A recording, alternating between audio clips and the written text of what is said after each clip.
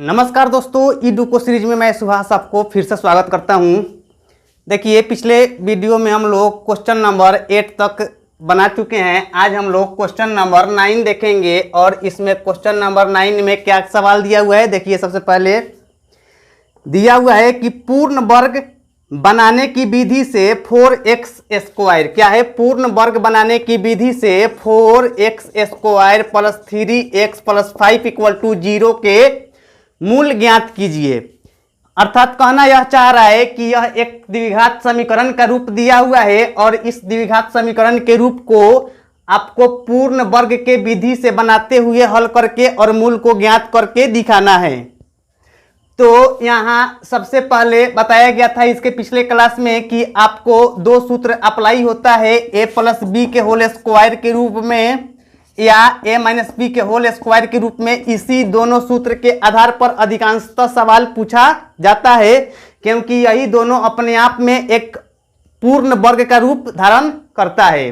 तो आपको जैसे कि पता ही होगा कि a प्लस बी के होल स्क्वायर का सूत्र होता है a square plus 2ab plus B square. तो अगर यहाँ सब जो भी पद दिखाई दे रहा है प्लस में दिखाई दे रहा है, अर्थात कहा जा सकता है कि यह a प्लस बी के होल स्क्वायर वाला यह रूप में सवाल दिया हुआ है। तब यहाँ जो पहले एक्स स्क्वायर वाला टर्म दिया हुआ है, यानी कि एक्स स्क्वायर के गुणांक में a का जो मान दिया हुआ है 4, यह 4 अपने आप में एक पूर्ण वर्ग संख्या है। तो इसमें संख्या में अब किसी तरह का परिवर्तन करने की जरूरत नहीं है। आसानी से हम लोग यहाँ 4x स्क्वायर के बदले में लिख सकते हैं 2x के होल स्क्वायर, क्योंकि 2x के होल स्क्वायर किया जाएगा तो इसका मान 4x स्क्वायर मिल जाएगा। और उसके बाद यह जो दिया हुआ है कितना है 3x प्लस 5 इक्वल टू 0। तो ध्यान दीजिएगा, इससे यह निश्चित हो गया कि यहाँ a स्क्वायर यानी कि a का मान 2x है। तो इसी के आधार पर हम लोग आगे बढ़ेंगे 2x के होल स्क्वायर प्लस में, यानी कि यह जो सूत्र होता है a square plus 2ab plus B square, जिसमें a स्क्वायर यानी कि a स्क्वायर a का मान है 2x जो कि 2x का होल स्क्वायर हो चुका है, प्लस सूत्र के अनुसार हमको चाहिए 2ab। तो सबसे पहले 2 जो कि सूत्र वाला और a का मान निश्चित हो चुका है यहाँ 2x, जो कि यहाँ आ जाएगा 2x। और यह भी ध्यान देना है कि समीकरण में पहले से 3x दिया हुआ है, तो ऐसा क्या काम किया जाए जिससे कि समीकरण पर किसी तरह का प्रभाव भी नहीं पड़ना चाहिए और समीकरण का मान 2ab के रूप में सज भी जाना चाहिए। तो देखिए क्या है कि यहाँ 2ab में हम लोग 2a तो सजा चुके हैं और b के मान में अपने ओर से कुछ ऐसा सेटिंग करना है जिससे कि समीकरण पर किसी तरह का प्रभाव भी नहीं पड़ना चाहिए। तब यहाँ देखिए 3x बनाने के लिए यहाँ हम लोग लिख सकते हैं कि 3/4, जिससे कि क्या हो जाएगा कि 3/4 लिखने से हो जाएगा कि यहाँ 4 से यह 2 दूनी 4 कटेगा, तो कटने से यहाँ बच कितना जाएगा 3x, यानी कि समीकरण में जो पहले से मान दिया हुआ है 3x, इस 3x पर भी किसी तरह का प्रभाव नहीं पड़ेगा और आसानी से समीकरण एक 2ab के रूप भी धारण कर चुका है। तो इस रूप में हम लोग आसानी से लिख सकते हैं, यानी कि कहा जा सकता है कि समीकरण में a स्क्वायर प्लस 2a और b का मान निश्चित रूप से कितना हो गया 3/4। तब इसी निश्चित रूप से जब 3/4 b का मान निश्चित हो गया तो हम लोग इसी को लिख सकते हैं 3/4 के होल स्क्वायर। और एक बार एक और ध्यान देने वाला बात है कि अगर हम लोग प्लस में 3/4 के होल स्क्वायर जो प्लस में टर्म को अपने ओर से लिखे हुए हैं, तो अगर इतना ही टर्म एक बार माइनस में लिखा जाएगा जिससे कि समीकरण पर किसी तरह का प्रभाव नहीं पड़ने देगा। तो एक बार हम लोग इसी को माइनस में लिखेंगे, यानी कि 3/4 के होल स्क्वायर और यह प्लस में 5 है तो यह तो रहेगा ही बराबर में 0।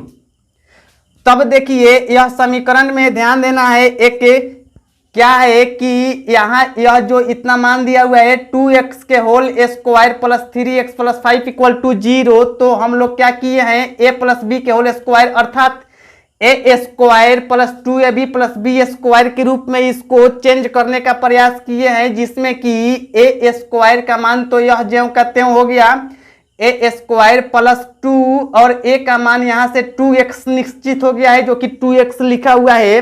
और उसके बाद में ऐसा कुछ क्या काम करना है जिससे कि समीकरण में 3x का मान भी परिवर्तन न हो, यानी कि यहाँ ऊपर में कितना है, अंश में 2 दूनी 4, तो नीचे हम लोग 4 लिख देंगे और अंश में यहाँ 3 लिखेंगे, जिससे कि यहाँ 4 से 4 कटेगा और 3x का 3x भी बच जाएगा। इससे किसी तरह का प्रभाव भी नहीं पड़ने देगा समीकरण पर।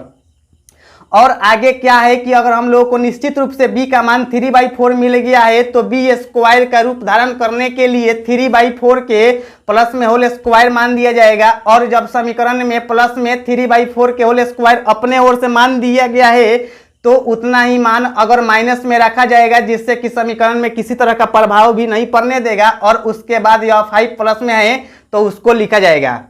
तो देखिए यहाँ हम लोग कह सकते हैं यहाँ से लेकर यहाँ तक ले का मान निश्चित रूप से a प्लस बी के whole square A square plus 2ab plus B square के रूप दिखाई दे रहा है, जिसमें कि निश्चित कहा जा सकता है कि a का मान कितना है 2x प्लस में 3/4 यह b का मान है, तो इसका आसानी से होल स्क्वायर के रूप में लिखा जा सकता है। और उसके बाद यह अगला टर्म में क्या है कि 3/4 के होल स्क्वायर यानी कि इसको वर्ग किया जाएगा तो कितना हो जाएगा 9/16 और यह प्लस में 5 है तो प्लस में 5 बराबर में 0।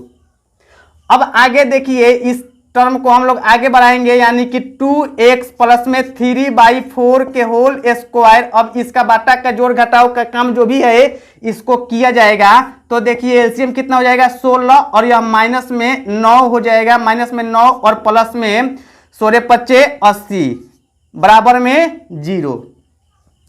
तब आगे का स्टेप में क्या हो जाएगा, यहाँ 2x प्लस में 3/4 के होल स्क्वायर और यहाँ माइनस में 9 और प्लस में 80, यानी कि इसको हम लोग आपस में इसका जोड़ घटाव करके मान लिखेंगे तो कितना हो जाएगा प्लस में 71 यानी कि 71/16 बराबर में 0।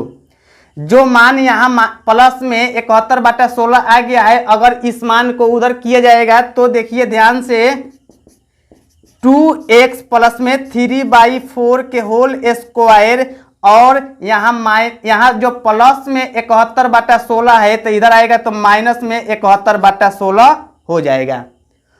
देखिए क्या है कि किसी भी एक निश्चित संख्या का वर्गमान कभी भी निगेटिव प्राप्त नहीं होता है, जो कि यहाँ माइनस में 71/16 निगेटिव में आया हुआ है। यह एक अपने आप में कभी भी पूर्ण वर्ग नहीं हो सकता है, अर्थात कहा जा सकता है यह संतुष्ट नहीं कर रहा है जो पूर्ण वर्ग का रूल होता है। तब कहा जा सकता है कि अतः यह जो मूल प्राप्त होगा कभी भी वास्तविकता के रूप में इसका मूल प्राप्त नहीं हो सकता है। अतः यह समीकरण से